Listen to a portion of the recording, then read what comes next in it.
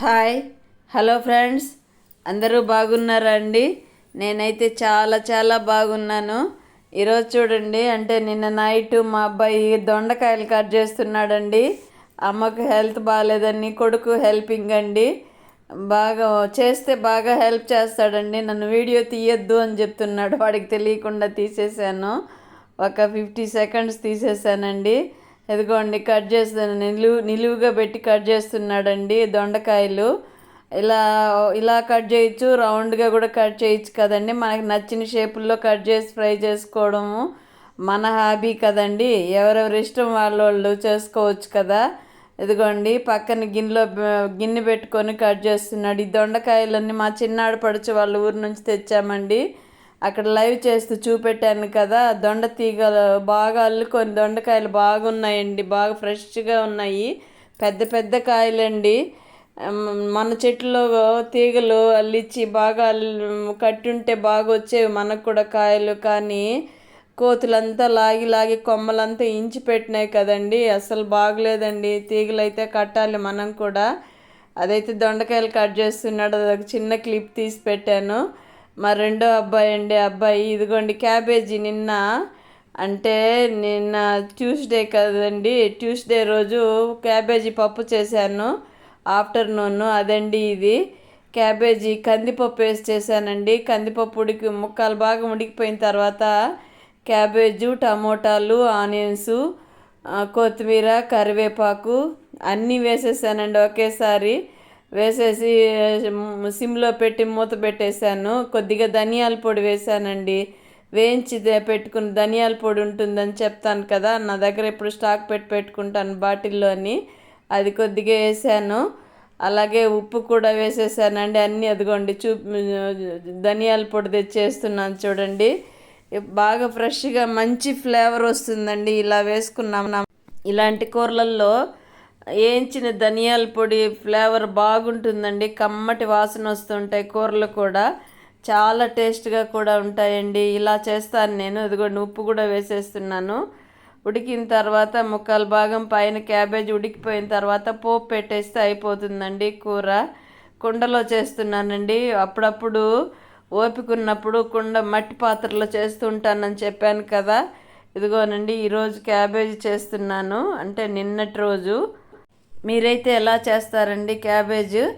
ఇలా చేస్తే మా పిల్లలు ఇష్టంగా తింటారండి. కందిపప్పు అయితే మెదపను, 80% ఉడికిపోయిన తర్వాత క్యాబేజీ అదంతా వేస్తాను, సెట్ అయిపోతుందండి. ముద్దగా వస్తుంది కూర కూడా, సూపర్ టేస్ట్గా ఉంటుందండి. ఒక్కొక్కరు ఒక్కొక్క రకం చేస్తారు కదా, నేనైతే ఇలా చేస్తాను. పోపు పెడుతున్నానండి క్యాబేజీ కూరకి.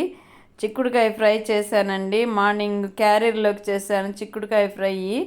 అదైతే ఇప్పుడు క్యాబేజీ కూర చేస్తున్నాను, అంటే ఆఫ్టర్నూన్కి క్యాబేజీ కూర ప్రిపేర్ చేస్తున్నాను. ఇది నిన్నటి వీడియో అండి. నిన్నటి వీడియో ఇప్పుడు అప్లోడ్ చేస్తున్నాను, వాయిస్ ఓవర్ ఇస్తున్నాను, ఏమనుకోకండి. కూరలు నిన్న వ్లాగ్లో పెట్టలేకపోయాను, లేట్ అయిపోయింది అనేసి. అది ఇప్పుడు అప్లోడ్ చేస్తున్నానండి. ఇదిగోండి, కొద్ది పోపు సామాన్లన్నీ వేసానండి. కొత్తిమీర, కరివేపాకు పప్పుతో పాటు క్యాబేజీతో పాటు వేసేసాను, ఫ్లేవర్ బాగా వస్తుందని. అలా ఉడుకుతూ ఉంటే ఫ్లేవర్ బాగా పడుతుందండి కూరలకు అన్నిటికీ కూడా. పోపులో కంటే కూడా అలా కూరల్లో వేసామంటే అదొక మంచి ఫ్లేవర్ వస్తుంది. ఇదిగోండి, ఇక్కడ నేనైతే రాగి ముద్దకి ప్రిపేర్ చేస్తున్నానండి మా వారికి. ఇప్పుడు షుగర్ కంప్లైంట్ కొంచెం డౌన్ అయిందండి. షుగర్ అయితే కొంచెం కంట్రోల్లోకి వచ్చినట్టే ఉంది, కొంచెం హెల్తీగానే తిరుగుతున్నారండి. అప్పుడైతే షుగర్ ఎక్కువైపోయి ఫుల్ బెడ్ రెస్ట్లోకి వెళ్ళిపోయినట్టు పడుకునేస్తారండి.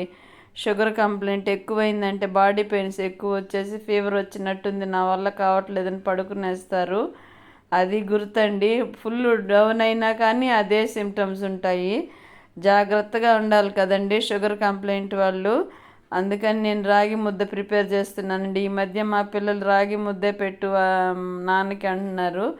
అందుకని ఓపిక చేసుకొని ఉట్టి రాగి పిండితో రాగి ముద్ద చేసి పెడుతున్నానండి. ఇదిగోండి, పోపు కూడా పెట్టేసా ఫ్రైకి. మీరైతే ఏం చేశారండి లంచ్లోకి? నేనైతే ఈ కూరలు ఏదో ఒక కూరలు చేసుకొని తినాల్సిందే కదండి, తప్పదు కదా. అందులో మనకు నచ్చిన కూరలు మనం చేసుకొని తింటే ఆ తృప్తే వేరు కదండి. బయట హోటల్లో తెచ్చుకునే కూరల కంటే కూడా మనం ఇంట్లో ప్రిపేర్ చేసుకునే కూరలే మనకు నచ్చుతాయి కదండి. కొన్ని సందర్భాల్లో బయట తెచ్చుకోవాల్సి పడుతుంది, కానీ ఇంట్లో కూరలే కదండి, ఫ్రెష్గా మన శుభ్రంతో చేసుకుంటాము. అక్కడ అలా కాదు కదండి. హోటల్లో కిచెన్ వైపు చూసామంటే మన జీవితంలో ఫుడ్ హోటల్లో తినమండి, అంత దరిద్రంగా ఉంటుందో ఒకసారి నేను చూసేసాను. ఇంక చూసుకోండి, ఇంకా 10-15 రోజులైనా నేను మర్చిపోలేకపోయాను. చెప్పాను కదా ఇంతకుముందు కూడా వ్లాగ్లో ఒకసారి. ఇక్కడ మేము రేణిగుంటలో కూడా రాస్ మీటింగ్కి వెళ్ళే వీధిలో హోటల్లో కిచెన్ వస్తుందండి.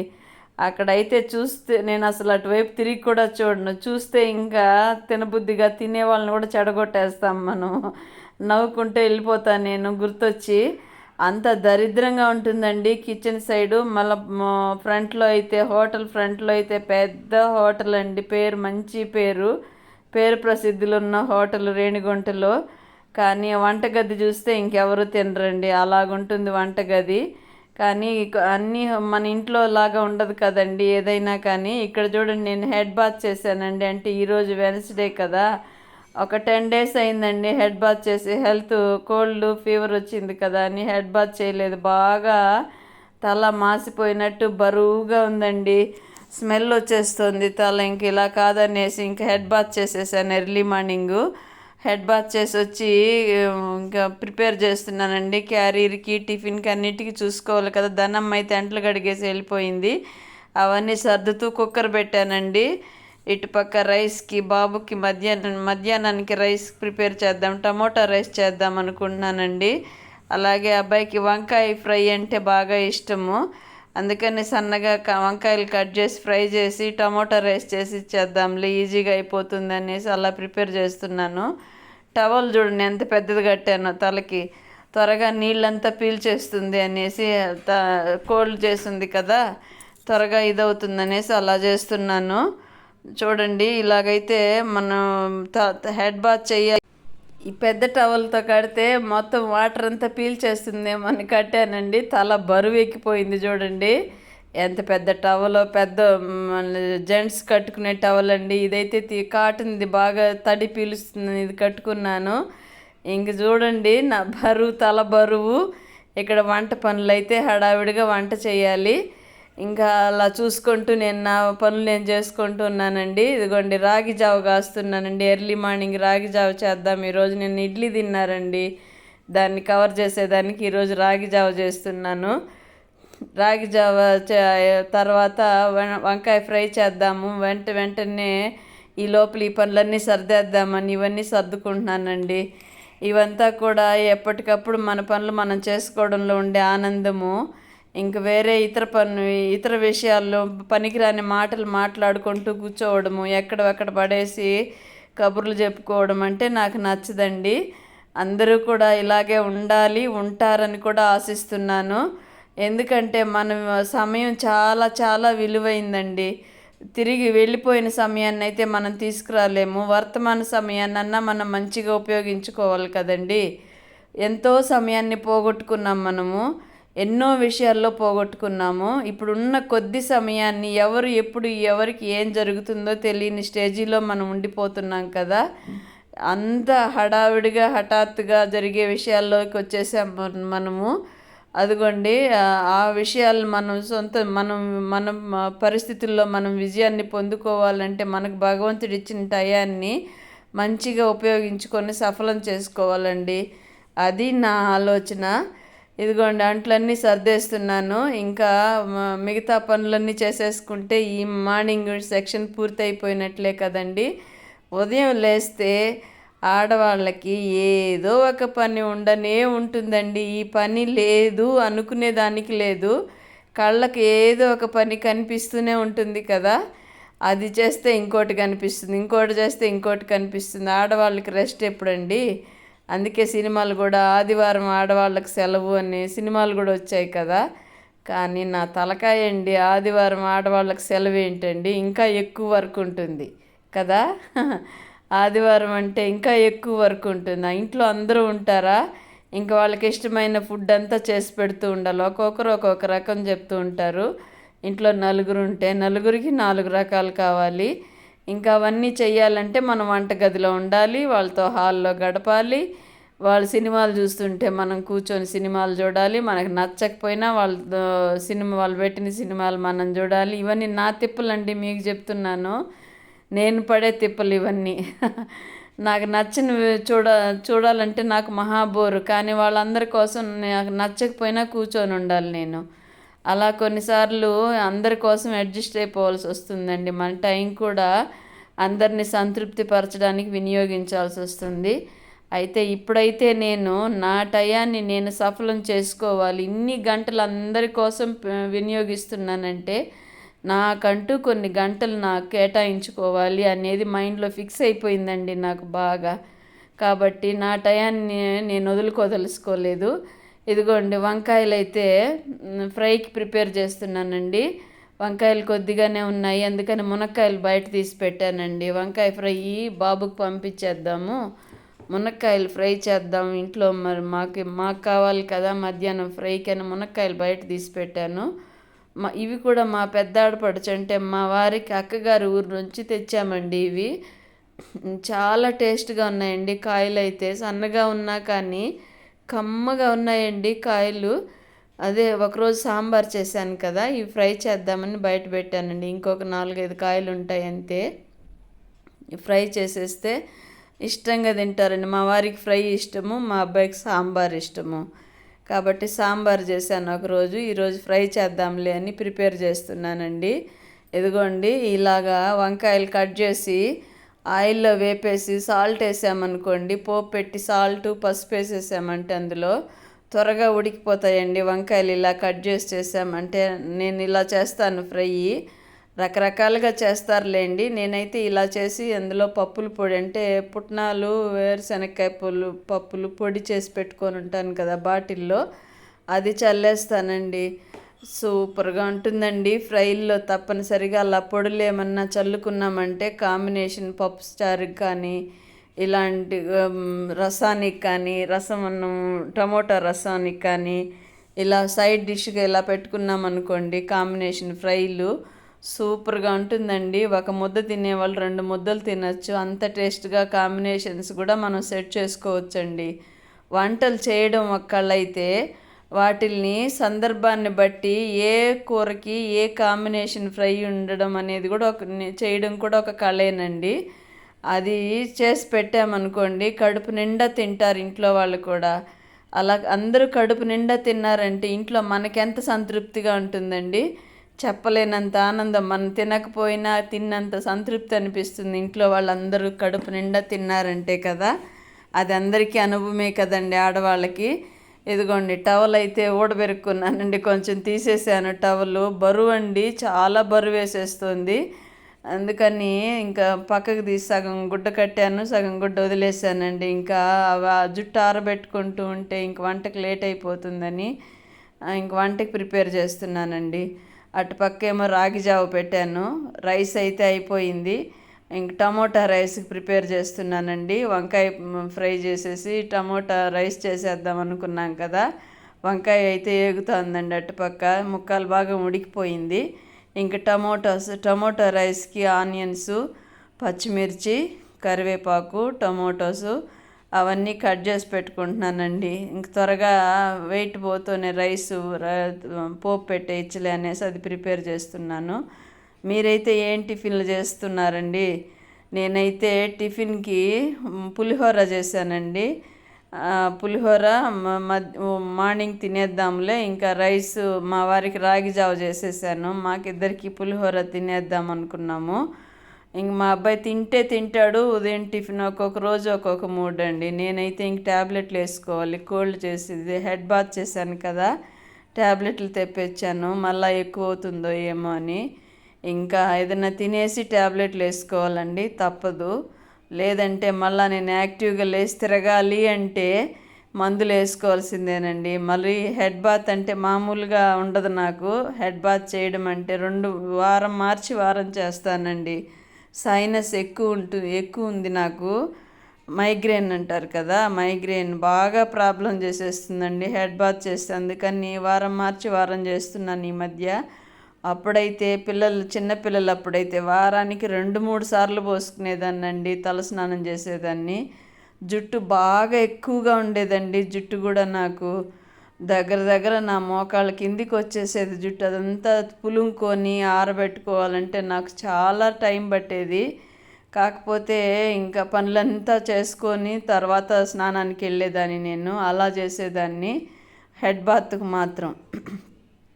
అలా అప్పుడు జరిగిపోయిందిలేండి. జరిగిపోయిన రోజులంతా మళ్ళా మనకు తిరిగి రమ్మన్నా రావు. అందుకే చెప్తూ ఉంటారు, వెళ్ళిపోయిన కాలం చాలా మంచిది, జరుగుతున్న కాలం చాలా చాలా మంచిది, జరగబోయే కాలం ఇంకా ఇంకా మంచిది అనుకోవాలి అని. కానీ జరిగిపోయిన కాలం చాలా మంచిదండి, జరుగుతున్న కాలము పర్లేదనిపిస్తోంది.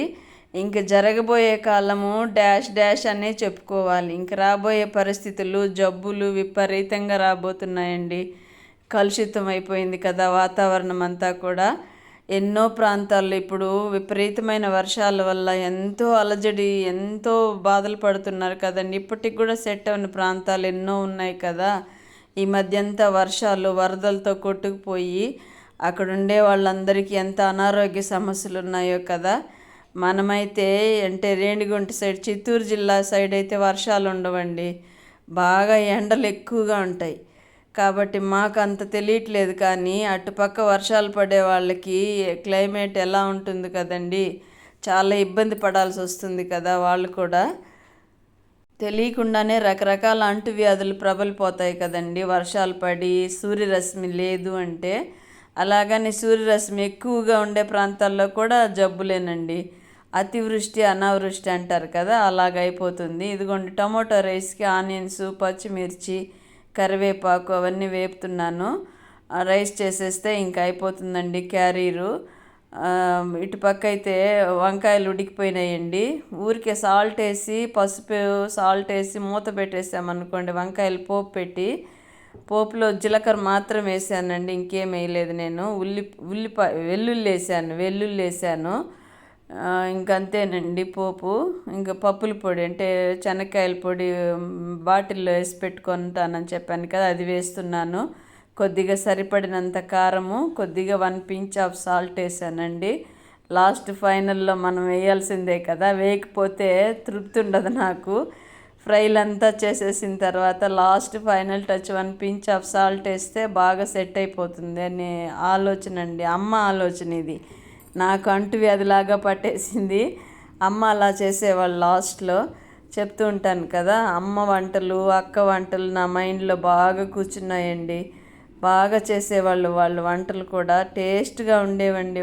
వాళ్ళు ఏం వేసేవాళ్ళు కాదు, ఉట్టి కారము మిరప్పొడి వేసి దించేసేవాళ్ళు. లాస్ట్లో పప్పుల పొడి అంటే శనక్కాయల పొడి కూడా వేసేవాళ్ళు కాదు, ఇంకే పౌడర్లు వేసేవాళ్ళు కాదండి. అయినా అంత టేస్ట్గా ఉండేవండి ఆ వంటలు. ఇప్పుడు చేయాలన్నా నాకు రాదు. ఇప్పుడు చేసేవాళ్ళు కూడా అన్నీ ఏవేవో మసాలా దినుసులు వేయిందే కూరలు రెడీ అవ్వట్లేదు అందరికీ. కానీ అప్పుడు కాలం ఇవన్నీ ఏమీ లేవండి. ఊరికి ఒక టమోటా, ఎర్రగడ్డ, తెల్లగడ్డ, ఇంకా ఉప్పు, కారము, అంతే. ఇంకా వేస్తే ఎప్పుడో వేరుశనక్కాయల పొడి రోట్లో దంచి వేసేవాళ్ళు. అప్పటికప్పుడు ఎండుమిర్చి, వేరుశనక్కాయలు దంచి, వెల్లుల్లి వేసి దంచి తీసేసి చల్లేవాళ్ళు. ఇప్పుడు ఏంటండి బాబు, ఎన్ని రకాల మసాలా పౌడర్లు, ఎన్ని రకాలు వచ్చేసాయి. వాటితో పాటు జబ్బులు కూడా అనేక రకాలు వచ్చాయి అనుకోండి. వాటి సంగతి వేరే విషయము. అయితే ఇక్కడైతే టమోటా రైస్ రెడీ అయిపోతుందండి. చాలా టేస్ట్గా ఉంటుందండి. వేడి వేడిగా తిన్నాము అంటే యమ్మీ యమ్మీ అండి. చాలా కడుపు నిండా తినచ్చు ఇలాంటి రైస్ చేసుకున్నామంటే మనము. ఏమి వేయకపోయినా సరే, ఉట్టి ఉల్లిపాయ, పచ్చిమిర్చి, టమోటాలు, కరివేపాకు, ఉప్పు, పసుపు కొద్దిగా, అంతేనండి. ఇంకేమైనా ఇందులో సూపర్ టేస్ట్గా ఉంటుందండి. వేడివేడిగా చిప్స్ కానీ, వేడివేడి రైస్లోకి చిప్స్, మిక్చర్ లాంటివి పెట్టుకొని తిన్నామంటే కడుపు నిండా తినచ్చండి. బాగా వేడి మీద తింటేనే టేస్ట్గా ఉంటుంది ఇది రైసు. కాకపోతే ఇంకా క్యారీర్కి రోజు ఒక్కొక్క వెరైటీ రైస్ ఏం చేసేదండి. అందుకని కొంచెం సాల్ట్ కొద్దిగా 1 pinch ఆఫ్ సాల్ట్ ఎక్కువ వేసి చేశాను. చల్లారినా కానీ బాగుంటుందిలే టేస్ట్ అనేసి. అంటే మరీ వేపేయకూడదండి రైసు, మీడియంగా ఆల్రెడీ రైస్ వేడిగానే ఉంది కదా, అలాగ వేసి కలిపేసి మీడియంగా వేడెక్కిన తర్వాత ఆఫ్ చేసేయాలి అంతే. టేస్ట్గా ఉంటుందండి. చల్లబడినా కానీ బాక్స్కి వేసి ఫ్రెష్గా అలాగే పెట్టేస్తా కదా, బాగా టేస్ట్గా ఉంటుంది. ఇదిగోండి రైసు. ఇవి ఇంటి బియ్యం అండి, బయట కొనలేదు, మా ఆడపడుచు వాళ్ళ ఊరు నుంచి తెచ్చుకున్నాం బియ్యము. రైస్ అయితే బాగా అవుతుందండి. మనం వాళ్ళ పొలంలో పండిన వడ్లు, అది దంపించుకొని అంటే మిషన్కి వేయించి తీసుకొచ్చాము. ఈ రోజు నుండి స్టార్ట్ చేశానండి రైస్ వండుదామని. చాలా టేస్ట్గా ఉందండి. తక్కువ ఎరువులతో వేసి పండించిన వడ్లు కదండి, ఆ టేస్టే వేరండి. మామూలుగా బయట కొనే రైస్కి ఇంట్లో సొంతంగా పొలం పంట ఎరువులు, పేడ ఎరువులు, ఆకుల ఎరువులు వేసి పండించిన వరి పంట రైస్ వేరేనండి. చాలా టేస్ట్గా ఉంటుంది రైసు. విలేజ్లో పండించిన వరి పైరండి ఇది. వరి రైస్, వరి అన్నం, వరి రైస్ కాదు, వరి అన్నం. చాలా టేస్ట్గా ఉందండి. టమోటా రైస్ చేశాను కదా, నేను ఆనియన్స్ వేసి తినలేదు, పులిహోర చేశాను మళ్ళా. అది చేస్తే ఎంత టేస్ట్గా ఉందండి. పులిహోర రైస్ సూపర్ అంటే సూపర్ అండి. ఈ రైస్తో వాళ్ళకి మనసులోనే థ్యాంక్స్ చెప్పాను బియ్యం పంపించిన దానికి. పిల్లలు, మా అల్లుళ్ళు బాగా వ్యవసాయం పనులన్నీ చేస్తారండి. మా ఆడపడుచు అంటే మా వారికి అక్క బాగా కష్టజీవి, బాగా హెల్ప్ చేస్తూ ఉంటారు కొడుకులకి. అందరూ ఉమ్మడిగానే ఉన్నారండి, ఇద్దరు కొడుకులు. ఇద్దరు పెళ్ళిళ్ళు అయిపోయినాయి, ఉమ్మడిగానే ఉన్నారు. ఇదిగోండి ఫ్రై చూడండి ఎలా కలర్ఫుల్గా ఉంది కదా, చూస్తుంటే నోరు ఊరుతోంది కదా, టేస్ట్గా ఉంటుందండి వంకాయ ఫ్రై. ఇదిగోండి దానికి కాంబినేషన్ టమోటా రైస్ కాంబినేషన్ వంకాయ ఫ్రై అండి. మీకు కానీ నా వ్లాగ్ నచ్చినట్లయితే ఒక లైక్ అండ్ షేర్.